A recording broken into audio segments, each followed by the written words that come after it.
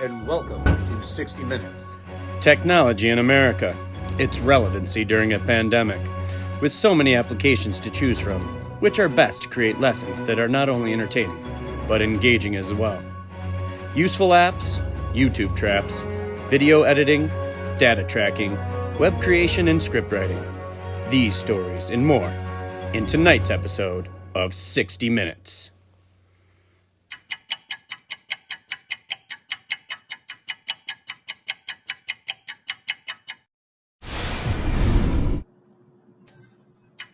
Hello, I'm Mr. Altavilla. And I'm Sean Davidson. Hi, I'm Rachel Frost. Hi, I'm Michael French. And I'm Matthew Mayer. Our first story comes to you from a seasoned vet, our very own Mr. Altavilla. Good evening, ladies and gentlemen. Tonight, we bring you the stories of 5 courageous yet frustrated specials teachers suddenly thrust into a brave new world, where despite the best efforts of everyone involved, they were banned from seeing their beloved students either online or in person for 374 agonizing days. Well, unless one of the other teachers needed a sub or had to go to the bathroom. We start with the story of an aging music teacher who for the better part of 4 decades spent his time like every other music teacher in this state, pretending that his curriculum of concert bands and choirs was still a relevant form of entertainment and not just something invented to entertain the troops on their way to fight World War I. His first hurdle? Something called Google and all its parts. Its searches and calendars, its drives, docs, slides, sites, and classrooms. Not to mention Meets, Hangouts, and forums. And then, as he silently wondered to himself, if there are Google Sheets, why are there no Google Blankets? The main goal had to be a rigorous content and how to deliver it to his students. If you can't play instruments, you have to demonstrate instruments. If you can't use books, you have to use videos with lyrics. YouTube seemed the best bet and was adequate for most situations, but as time went by, he found that sites like Vimeo and Dailymotion provided better video, sound, and editing quality. And that for cross-curriculum lessons, sites like Cymatics for math, science, and physics, Illustrative History for humanities, Rousseau for listening selections, and the Detroit Institute of Arts for art, and many others all worked well and had almost infinite possibilities. Unfortunately, he also learned that not all of his endeavors would pan out. For instance, he learned that Nearpod and WhalePods are completely different, and both equally disappointing when you're unable to see students live or in person. That Flipgrid is unusable, especially when you don't know what the grid is to begin with. The story does, however, have a happy ending. Eventually, the aging musician fell into a groove that worked well for both he and his students, and that local mothers struggling to keep their children on task at home appreciated the wide variety of music that helped keep them sane and provided ample opportunities for home dance parties. I'm sure by now you've deduced that the subject of this story was yours truly, even though I've read the entire ridiculous script in third person. So in closing, I leave you with one last thought, or muse, if you will, and that is that no matter how hard you try, you cannot make a blanket to go with your Google Sheets by using Loom. Have a great year of learning, Botsford and Grandview. I'm Mr. Altavilla, and now, here's Mr. Davidson. Thanks, Mr. A. Hi, everyone, and welcome to another week. Oh, wait, I'm just kind of used to saying that all the time. I'm here in the art studio at my house, and through PLC learning and through the extra technology component that we've been trying to really focus on during the COVID time, I've used a few different programs. One of those programs that I used was iMovie. Now, I knew iMovie before, like a long time ago, but I kind of reintroduced myself to it, just kind of played around with it, did some extra time kind of learning it, doing cool things like this. And then I also did kind of cool transitions and transitions like this, and some more transitions like this. I would also use a program called Any Video Converter, and that would allow me to download YouTube videos do baby shark do baby shark do baby shark. Add those YouTube videos directly into my video lesson that I was making. Despacito, quiero desnudarte a besos despacito. Me to have control over the YouTube videos that the kids saw. Sometimes, you get those suggested videos. I don't know what's on their parents' computer history, iPad history. So I don't want to send anything out with a YouTube link and then have some kind of crazy, like dirty stuff kind of show up. And then it looks like I'm the one that sent it. So this way I could control it. I could download it. I could then add it into my video. So that's kind of the two big things that I used was iMovie and Any Video Converter. We broke our backs to get here, and you didn't say for what. You said this was important, but it seems that it is not. You were rather vague on what this small liaison would entail, but could you really not just put this in an email? Whoops. Don't know how that got in there. On to Mr. French. Hi, I'd like to show you a little bit more about Discovery Education. That's one of the tech tools that I decided to learn more about and share with my specials team. Now, I have used Discovery Education in the past for various things, especially for our library. It has a lot of good subject areas and little videos that would come in handy for different topics that we were working on or doing in library. And I haven't used it in a couple of years, but it recently got updated. So I decided to pick it up again and work with it some more and see what I could do with it. One of the first things I noticed is that you can now sign in with Google. So that's very quick and easy to jump on it.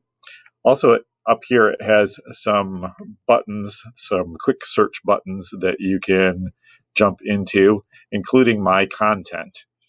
It gives you some recommended videos based on what you have recently been searching for or looking for. There's curriculum packs available, and then there's different channels that you can choose to add to your homepage, and then you can just jump on those and find some content that you want to work with there. Going to My Content, this is where I have my own videos that are loaded right down here. These are videos that I have used recently with LLI. Since I wasn't doing library and I was being more flexible this year, I was able to do some interventions and work with LLI and some other materials to work with kids on their reading and their ELA. And so some of these videos I found were videos about sight words or tricky words and different things like that. They were quick, short little video segments that were fun and exciting and engaging, got the kids to focus in on something that we were working on, maybe a good way to introduce something and get them thinking about what we're going to be doing and working on. So that was just a fun way to do this. Besides My Content, there's also school content. So anything in our school that people use, they can dump in there and you can have access to, and district content as well. So I would recommend checking out Discovery Education if you haven't done that or used it in a while. Your login is probably still good, but like I said, you can log in with Google and it'll jump right to it and you'll be able to explore and probably find some things that you can use. The next tool I want to tell you about is the Kentucky Center for the Math website, and I'm going to show you a little bit more about that next. Hi, the second resource that I want to share with you is this one right here, Kentucky Center for Mathematics. You just type in Kentucky Math, and it'll take you right to the site. You can check out all of the things that are here on their homepage. There's a lot of different good bits of information here, but probably the thing that will be most useful to you is here under resources. There's a whole long list of resources that are great to use when you're working with math. Intervention guide is good. The family math gives some good ideas. Learning math through representations. Math coaches. Math fact fluency companion site is a good site to go to. Jumps off from this one to that one. And there are a lot of games and activities and things that I found there that I used with my interventions this year. There's some math tools.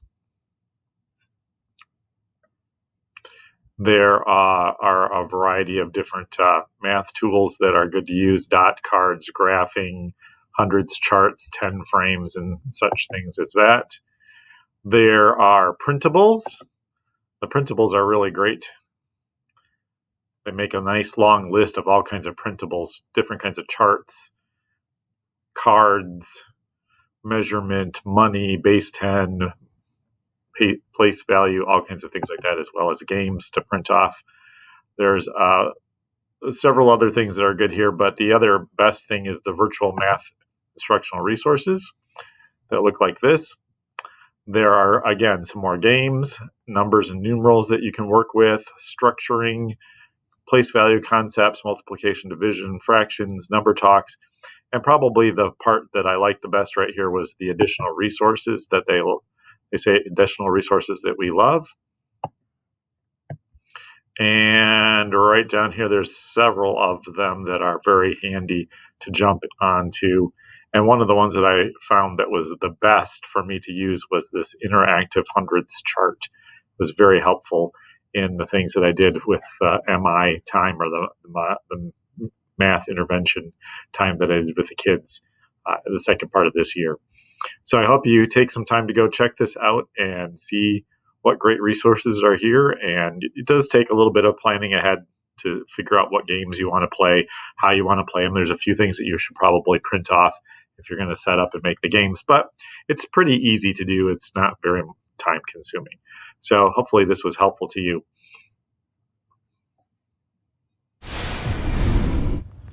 Thanks, Mr. French. Like everyone, I was also forced to use and think about technology in new ways this year. This year I used technology to solve a problem.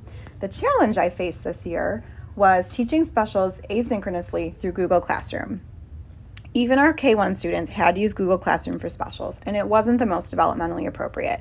It doesn't have the built-in features of Seesaw like drawings and cameras and recordings, and there's little student-to-teacher connection for the K1 students on Google Classroom. If I asked for a typed response, it was clear that parents were doing the typing. So, how could I embed tools within Google Classroom that were age appropriate and engaging? Enter Flipgrid. While this wasn't new to me, using it this way was new, and I saw major benefits. First, it was simple to link in Google Classroom. I did have to make a video explaining how to get into Flipgrid, but that was pretty simple. Second, it was engaging and fun for the student while also providing me with deeper assessment evidence. A challenge I faced was figuring out meaningful ways to check in with the students and assess them without just creating busy work. I never saw them live, and I had limited feedback opportunities from them in Google Classroom. This helped with that a ton. Third, while parents may have helped students navigate Flipgrid, only the student was recording their video response. So there was a little bit of connection, and I knew that I was assessing the student's true understanding. Wow, Flipgrid rocks! Keeping videos interesting, educational, and engaging became a point of interest of mine during this pandemic year. Through this year's experience, I had the opportunity to make over 95 videos on YouTube, 30 videos on Vimeo that are featured in a project called Impact at Home. I also had the opportunity to team up with the Michigan Learning Channel and PBS to make 10 professionally done videos that were recorded on scene at Detroit Public Television. These videos were then professionally critiqued, and feedback was offered on what makes a video more engaging. Here is the process that I have found to work. First, list all your learning objectives that you'd like to include in your lesson. Then, brainstorm some ideas to emphasize some of the points. Think about ways you could use different backgrounds. The apps Clips and Overlay are great for that. Check this out. You can even put yourself in an old western. Or put yourself somewhere tropical. Or outer space. Then, think of ways you can insert pictures and diagrams, or entertaining movie clips. iMovie is a great affordable app that allows you to include all these features, including adding different sound effects and even using slow motion to emphasize a point, or even a sweet dunk. Mare. Another thing to consider is how well is your microphone picking up your voice, especially when you're recording outside. And framing.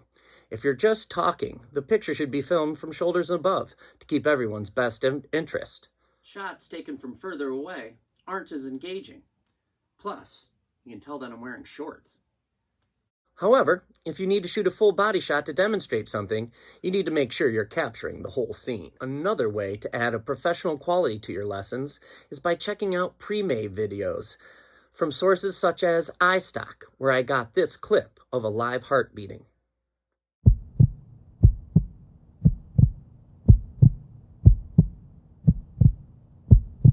Having a well-thought-out script that includes filming locations and frames can really help in the editing process and save a lot of headaches. After creating all these lessons, it's also nice to have a location to store all these. I use a website creator called Weebly to make MrMayorsPhysEdPage.com. This is a great way to have all your lessons in one easy place for students to access them all. Things you may want to avoid: copyright infringement. With an astounding 56 subscribers, just 999,944 short of a YouTube award, I'm really lucky to have celebrity friends to help make my videos a little bit more interesting. With a viewership that high, I have to be very careful. Hey, are you kidding me, Mr. Mayor? I had a fantastic time helping the students out with their frog jumps. Yeah. And I loved helping everybody out with their skip counting. Yay! Helping students learn, I love. Willing to assist you, I am. Are you kidding me, Mr. Mayor? I had a great time promoting basketball with you. You can give me a call anytime. We need to develop some PTPers, some prime-time players, some diaper dandies. So anytime you need me, you give me a call, we'll get some basketball going. See you, Mr. Mayor. See you, folks. After a year plus of pandemic teaching and adjusting to different formats of technology and education, it is my humble suggestion that on June 11th, after a school year comes to an end, you unplug from technology. Get out and enjoy nature, friends, family, and refuel for the 21-22 school year. Technology will be here in August as we return to prepare our lessons. But for now, focus on relationships. Focus on building those relationships and getting in tune with why we teach and how we truly impact our students' lives. You are the profession that builds all other professions. You make a positive difference in the world, and you all inspire me every day. Well, that's 20 minutes of technology and education. Yours in kindness, health, and physical education. I'm Mr. Mayor.